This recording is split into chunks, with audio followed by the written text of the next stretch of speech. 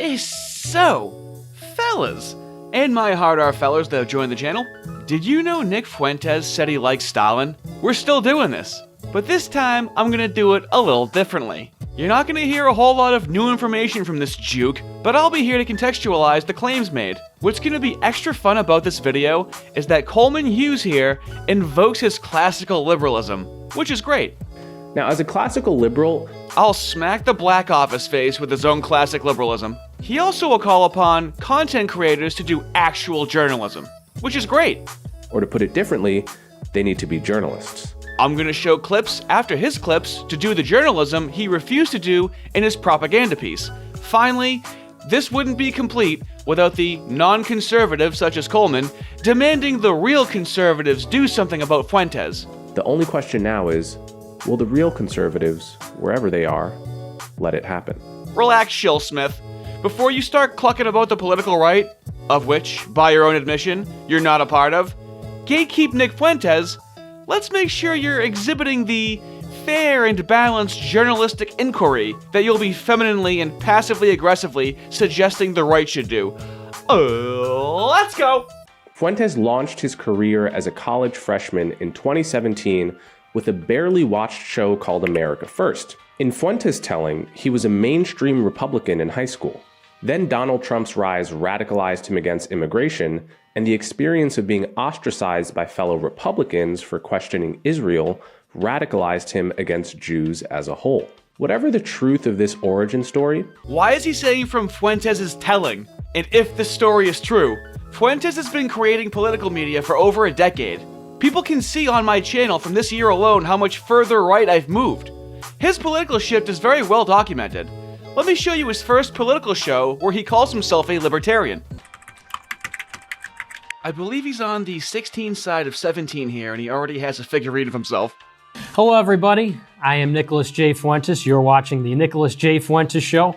Since this is our first episode, I thought I'd offer a brief introduction. I am a libertarian with a small L, a Republican, and a constitutionalist. I believe in individualism, American exceptionalism, and small government. Now, our first topic for our first episode is the 2016 presidential election. Now, this election has been crazy, literally crazy. We have Lindsey Graham destroying his cell phone with a golf club. We have Donald Trump telling us we're going to get tired of winning. We have Ben Carson, Carly Fiorina, Bernie Sanders. Who could have seen this one coming? Now, we're going to break down each candidate. We're going to start with the Republicans and then follow up with the Democrats and have a panel discussion following my introductions. Dude, the kid is made for this, okay? He just did that better than any of us can do it now, all right? There's no reason to not believe his story when it's well documented, and that footage you just saw, would you like to see who's on the panel? Just to make this really spicy and edgy, who's he radicalizing? Like, does Coleman think Nick Fuentes was born to be critical of the J.E. double schnozzy sticks? Does he really think he was just born that way and he didn't come to that conclusion? Look at who he's talking to. Rand Paul's the only real conservative, and it's tragic that he's not doing as well as he should because we're cherishing style over substance. Now, panel. The first question, I guess the most important question is this. Who do you think will be the GOP nominee? JP, we'll start with you. I'm going to be completely honest, and I honestly have no idea at this point in time. I had my feelings about Scott Walker before he decided to drop out, and personally I think it's kind of absurd that he was the first one to do so. Bro, this looks like it's for his school project. What, did he pay them in Pokemon cards and fruit by the foot for their appearances? So, as we can see already, Coleman is poisoning the well by softly and passively casting doubt as if we can trust anything Nick Fuentes is saying. But when I watch this, I immediately don't trust what Coleman is saying, because apparently I've done more journalistic research than he has. Well, fancy that. Who's ready for Stalin bad? it didn't take much for Fuentes to transform himself from a mainstream conservative into a lover of dictators, including communist ones, an across-the-board bigot, and a textbook anti-Semite. I remember because that's an important date to me. And it's Joseph Stalin's birthday. Oh. I'm a fan. You're a fan of Stalin's. Mm-hmm. Always an admirer. An across-the-board bigot, spoken like a true clam. You see, fellas, since the right won the presidency, now the left just went away. They're not still being violent in the streets and subverting our youth in academia to be born in the wrong body and to hate white people. We shouldn't focus on that. We won. Now we gotta start cleaning house on the right. From this guy who's not on the right. Ask yourself this very important question. Have you heard Nick Fuentes' response to why he likes Stalin so much? Did you know that he admitted to many of the horrific atrocities Stalin committed and also called Stalin evil? Did you know that? Well, then how could he possibly like Stalin so much? Well, let me have some journalistic integrity and show you. And what is interesting about Stalin is that he comes from the periphery of the Russian Empire. He grows up in Georgia, in the Caucasus, which is on the outskirts, and this is during a time of suppression of the Georgian language, of Georgian culture by the Tsar. So he really is this peripheral figure, and he's unremarkable. He's 5'6", he's got pock marks from smallpox when he was a kid. He walks with a limp. Like, he's physically a very unimposing, unremarkable figure. He's not a compelling speaker. He's got a very high-pitched voice. And look, Stalin killed many people. There's no question he's an evil figure in history. He suppresses religion. Millions die in the collectivization of the farms, of agriculture. He kills, probably directly, millions of people in the purges, sentences them to death by execution or in the gulags, and uses the slave labor to industrialize Russia. Like, he is a brutal figure, no doubt about it. And yet, a true man of history, truly a great man of history. In 1928 is when he consolidates power. Lenin dies in, 24? By 1928, Stalin has consolidated power. You look at the Soviet Union in 1928 versus 1953 when he dies. It's unquestionable, his effect on the country and on the world. Whatever you think, I mean, obviously an evil figure, but truly remarkable. So I need anyone listening that doesn't consider themselves right-wing to understand something. In the few months that I've immersed myself in right-wing discussions of political theory, they are the only ones that I have found capable of describing politics and history descriptively. The left and liberals have to add emotion to politics and history if they hear something that goes against their non-existent principles. Fuentes is describing his admiration for how a man that was totally unremarkable could become one of the most talked about figures in history. Politics is power. That's descriptively true. When the left talks about everything through a power lens, we have the classic liberals as controlled opposition to tell you that if you want power, you're just like the left. And that if you gain power, you're gonna be just like the left. You have to go to the right wing to get a more accurate, stoic, descriptive account of history. Don't believe me? There was an analysis in 2016 titled Faculty Voter Registration in Economics, History, Journalism, Law, and Psychology, published in the September issue of Econ Journal Watch. It examined publicly available voter registration data for tenure-track faculty, including assistant, associate, full, and emeritus? I'm an idiot. Professors at 40 leading U.S. universities. For the history field specifically, the study identified voter registration for history faculty across these universities. Out of the history professors sampled, there were 1,037 registered Democrats and 31 registered Republicans. This resulted in a Democratic to Republican ratio of 33.5 to 1 for historians, the highest imbalance among the 5 disciplines studied. Among those registered to a majority party, Democrats made up approximately 97%. Key additional findings for historians: 60% of the 40 history departments, so 24 departments, had 0 registered Republicans. The imbalance was more pronounced in younger faculty and in growing subfields like women's gender history, cultural history, environmental history, race, ethnicity, and sexuality studies. The authors noted this ratio had increased significantly over time, attributing it to factors like self-selection, departmental hiring practices favoring left-leaning views, and a pyramidal prestige structure, where top departments, which are overwhelmingly Democratic, influence hiring elsewhere. The people that now tell you little boys can be little girls have been the main gatekeepers of what you think you know about your history. Not about history. White people, hear me loud and clear. your history, your identity as a people in this country, for generations. The most accurate, descriptive, and honest attempt at contextualizing history is only on the right wing. Oh boy, I just realized something. You might be asking, Ardy, why do you care so much about this, and what do you have to tell us? I thought you'd never ask.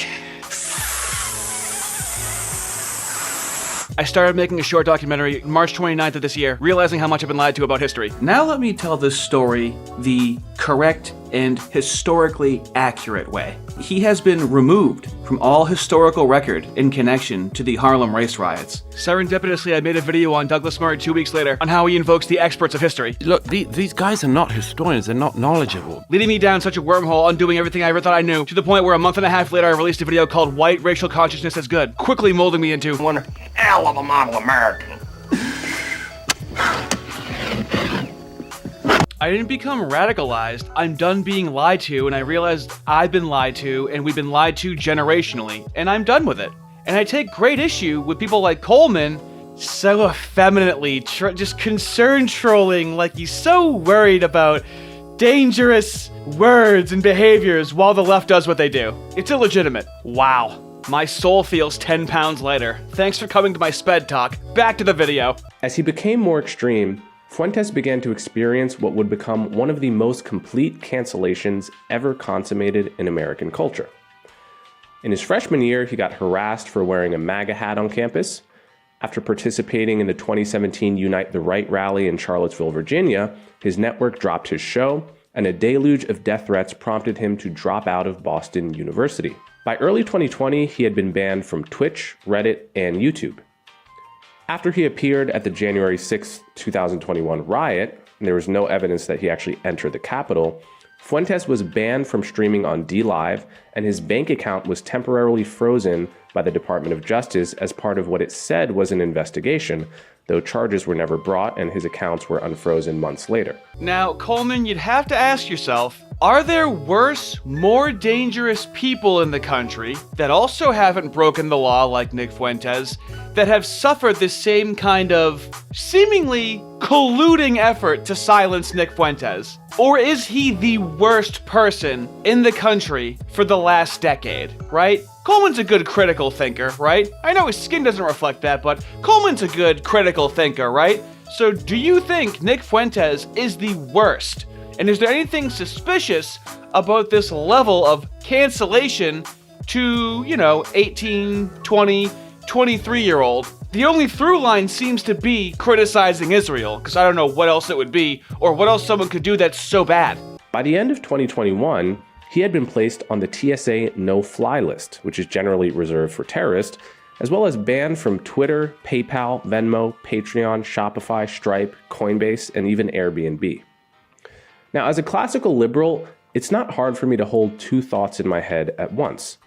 The first is that Nick Fuentes is an American citizen with the right to free speech and should not be targeted by the authorities for his views. Can we agree one of the most pathetic things classical liberals say is freedom of speech is just protection from the government? If it's a private business, then they can make it so you can't have money. Where does this end, by the way? So they can kick you out of a grocery store. Amazon cannot do business with you. Can your electric company and gas company cut off your electric and gas? Where does this end? Well, they're private companies. And I love the idea that these large private companies, that's who classic liberals were thinking of when they were making this philosophy, right? We need to protect the multi-million-dollar organizations. They're equally as private citizen as a private citizen that makes 30 grand a year, Where would we be without our principles, right? The government doesn't have to do anything at that point. I love the idea that there's no connection with the government with these private companies as well. They never talk to the government, they're a private company, so it's the same thing as a person. The classical liberal position is, well, yeah, your phone got cut off and your money is frozen, but the government didn't do it. Great system, guys! That'll never be subverted by the wrong people. And while social media and payment platforms are well within their rights to drop him if he violates their terms of service, so banks and Airbnbs have in their terms of service that you can't criticize the JE double schnazi sticks? Really? It's like he's supporting hate speech laws It's just that we can't do hate speech laws like in the UK through the government, so then they just do it through private corporations. Hey, private companies can make up any rules they want and disenfranchise whatever political party they want, therefore completely affecting our political system, which is exactly what happened in 2020, by the way. I also love the idea that the left can convince hospitals to cut off 15-year-old girls' tits, perfectly healthy body parts, off of boys and girls, giving them puberty blockers. The left can have hospitals do that. Meanwhile, I mean, what can we do about private companies governing your life with hate speech laws? There's nothing we can do about it. I think there's just a lack of creativity there, don't you think? It seems to me that the ham-fisted attempt to erase him from public life only drew more attention to his ideas in the long run. The second thought is just as crucial. Just because he got viciously canceled doesn't mean that people should listen to what he has to say now. Ay, Dios mío, diablo coño, tigre! There it is. There's the postmodernism that I've been complaining about for years now. Let me iron out this position real quick for you. Every time someone gives you a just because blank doesn't mean blank, the inverse could also be true. This is a petty rhetorical strategy of possibility without regard to plausibility. For example, just because a black person runs at a cop doesn't mean the cop needs to shoot the black person. Just because a kid goes on puberty blockers doesn't mean it's necessarily bad for them. Whenever someone does this to you, your answer should always be, or it does. Or it does mean that. Either one could be true. Like, this isn't concerning at all that Nick was put on a no-fly list and had his bank frozen. There's terrorists in the country that they don't do this to. Where is the violence or conspiracy to commit violence that Nick is guilty of versus the literal thousands of people on the left bust around the country by NGOs specifically to cause violence? Stop acting like you have principles. Well, the government didn't do it, so it's okay. How are these principles? Freedom for the sake of freedom is just hedonism, which is how communists take advantage of it in trans kids. Where's your classic liberal argument against trans kids if the parents consent to it? The only function of classic liberalism in this context is to create communism and then cry about it, and prevent people from going too far right. They're just controlled opposition. How is he not, at the end of the day, just controlled opposition? Also, notice the authors of classic liberalism wasn't Thomas Mugabe and Adam Hakachogi. They had a certain people in mind, Coleman, okay? When they were creating this philosophy. Don't fool yourself. Nick Fuentes is a force for evil in American politics. He hates minorities, he hates women, and most important of all, he hates the version of America envisioned by the Founding Fathers and actually wants to replace it with a religious dictatorship. Right, dude, but do you think it's weird that all of those private industries, he had entire industries deplatforming him and canceling him and making it very difficult for him to make any money at all whatsoever. Do you find it strange that they attacked him and not actual violent criminals? He didn't break any laws. Do you find it strange that some of the most powerful companies in the country decided to not do business with a 23-year-old? Is that weird to you at all, dude? Come on, classic liberal. Is it strange? I don't think about anything but classic liberalism. Wasn't the government. Don't think about it. The words racist and misogynist have been abused to the point of meaninglessness in American discourse over the past decade. Social media activists have cried wolf so many times that very few people now bother to listen. But the point of the boy who cried wolf parable is that eventually the wolf arrives. And when it does, nobody is as alarmed as they should be. Like Aesop's wolf, Nick Fuentes has indeed arrived. And just as in the fable, mainstream conservatives do not seem appropriately alarmed. Oh, you think you're so clever. Actually, he didn't just arrive. Nick Fuentes has been around for 10 years. You've been calling Nick Fuentes a wolf for 10 years, and no one believes you anymore. Aren't analogies fun? Also, you're calling him a racist and a misogynist. Does a tampon come with that opinion? You think out of all the government and academic anti-white rhetoric, and how all the civil rights groups seem to never address it as an actual problem, you think we give a wet, soggy dog fart about misogyny and non-white racism in 2025? We weren't allowed to go to funerals during COVID while celebrities attended George Floyd's funeral. Is it strange to you at all that you're calling yourself a classic liberal, but you sound just like the left? Going, ha, racism, misogyny. Check out this guy. That's wrong. Why would a liberal care about that? Freedom of speech, buddy. You calling it racist and misogynistic isn't classic liberal. It's leftist. It's progressive liberalism. It's social liberalism. It's the next step towards socialism and communism. It's just leftist, the verbiage that you're using. To make an analogy, it's Rumble Nick who commits all the crimes in private, but it's Podcast Nick who shows up to the televised court date clean-shaven in a three-piece suit. Dude, here's the issue. You have to create an analogy as if Nick Fuentes is committing crimes to poison the well and make him seem dangerous, while a lot of us are focusing on the actual crimes that the left commits, crimes against humanity, by the way, against children. We're a little more preoccupied with that than your little analogy of Nick Fuentes hypothetically committing crimes when he commits no crimes at all. It's as if he's about to postulate something he can't prove while saying we don't need a smoking gun. What underlying premise would he be suggesting if he were to say that? I want to go out on a limb and suggest something that I can't prove. Nick Fuentes knows exactly what he's doing. He is consciously playing this double game as part of a long-term strategy to become popular enough to take the reins of power, at which point he plans to pivot towards the extreme and unpopular policies that he advocates daily on Rumble. With Nick Fuentes, we don't need to wait for the smoking gun. He says what he believes every day on Rumble, if only we would listen. All we have to do is clear away the various smoke screens that he's thrown up to blind us to the sincerity of his dark ambitions. Cancel culture doesn't work. But it's not a choice between cancellation on the one end and giving friendly interviews to Nazi sympathizers on the other. What podcast hosts need to do is confront Nick Fuentes with the malevolent viewpoints that he has repeatedly and recently expressed, and arm themselves with the facts required to rebut him in real time. Or to put it differently, they need to be journalists. It's not impish contrarianism. It's not clips taken out of context. It's not irony or hyperbole, at least not in any sense that's actually exculpatory. It's a calculated and radical attempt to take over first the conservative movement and then the country. The only question now is, will the real conservatives, wherever they are, let it happen? So let's end it here. This utterly feminine, passive-aggressive nagging is 3,000 years old.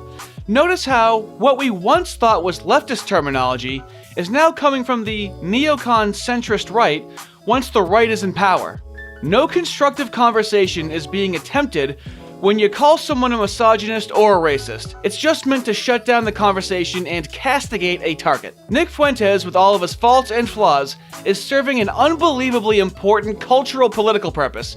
This is showing us who is controlled opposition. It should, from this point, until you're dead on the ground, always be a red flag, or really a white flag with a blue star, that when isms and ists are being instituted for character assassination, that person is a political enemy.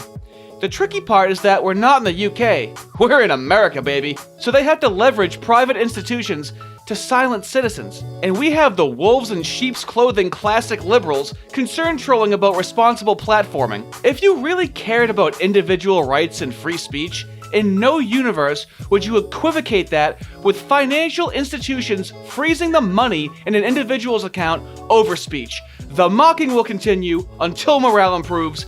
Have a good one.